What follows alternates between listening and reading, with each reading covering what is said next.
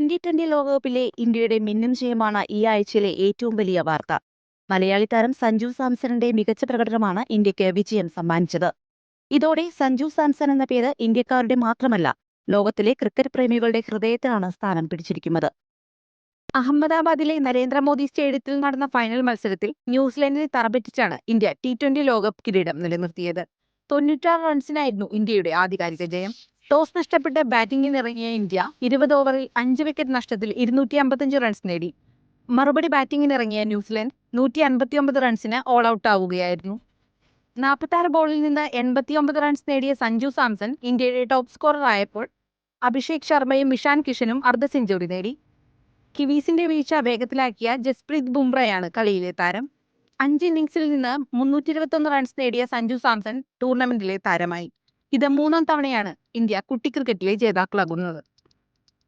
ലോകത്തെ ആശങ്കയിലാഴ്ത്തിയ ഇറാൻ-US ഇസ്രയേൽ സംഘർഷം അവസാനിക്കാൻ സാധ്യത തെളിയുന്നു. ഒമാൻ ഭരണകൂടത്തിന്റെ ഇടപെടലിനെ തുടർന്ന് സമാധാന ശ്രമങ്ങൾ പുരോഗമിക്കുകയാണ്.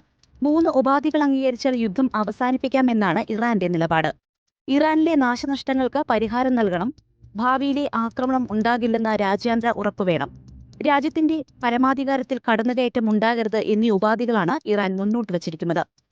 ഇതിനിടെ ഹോർമുസ് മേഖലയിലെ കപ്പൽ ഗതാഗതത്തിന് ഇന്ത്യക്ക് ഭാഗിക ഇളവ് നൽകി ഇറാൻ. ഹോർമുസ് കടലിടുക്ക് വഴി ചരക്ക് നീക്കം നടത്തുന്ന ഇന്ത്യൻ കപ്പലുകൾക്ക് ഇറാൻ യാത്രാനുമതി നൽകി. പുഷ്പക, പരിമൾ എന്നീ ഇന്ത്യൻ കപ്പലുകൾക്കാണ് അനുമതി.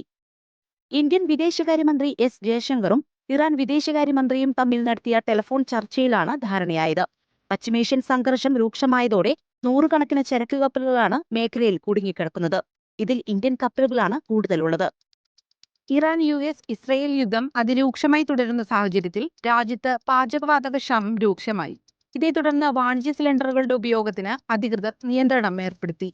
ഇതോടെ രാജ്യത്തെ ഹോട്ടലുകളുടെ പ്രവർത്തനം പ്രതിസന്ധിയിലായിരിക്കുകയാണ്. എന്നാൽ ഗാർഹിക സിലിണ്ടറുകളുടെ വിതരണത്തിൽ ആശങ്ക വേണ്ടെന്നാണ് കേന്ദ്രം വ്യക്തമാക്കുന്നത്.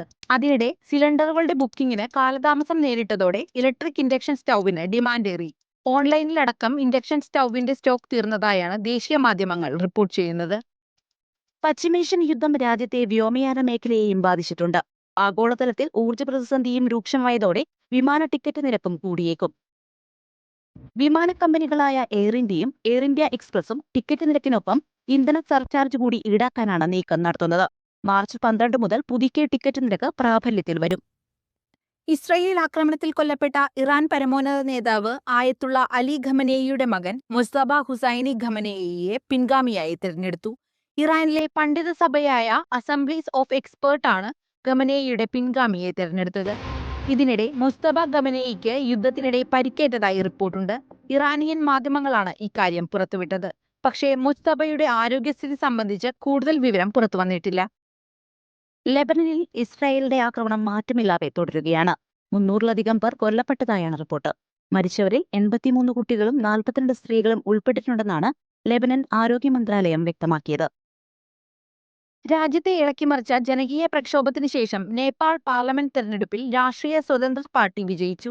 കഴിഞ്ഞ വർഷം നേപ്പാളിൽ അരങ്ങേറിയ ജൻസി പ്രക്ഷോഭത്തിന് ശേഷം നടന്ന ആദ്യ പാർലമെന്റ് തെരഞ്ഞെടുപ്പിലാണ് മികച്ച ഭൂരിപക്ഷത്തോടെ മുൻ മേയറും റാപ്പറുമായ ബാലേന്ദ്ര ഷാ അധികാരം പിടിച്ചത്. മുൻ പ്രധാനമന്ത്രി KP ശർമ്മ ഒലിയെ 1.5 ലക്ഷത്തോളം വോട്ടുകൾക്കാണ് ഷാ പരാജയപ്പെടുത്തിയത്. നിർബന്ധിത മതപരിവർത്തനം തടയാനുള്ള ബില്ലിന്റെ കരടിന് ഛത്തീസ്ഗഡ് മന്ത്രിസഭ അംഗീകാരം നൽകി.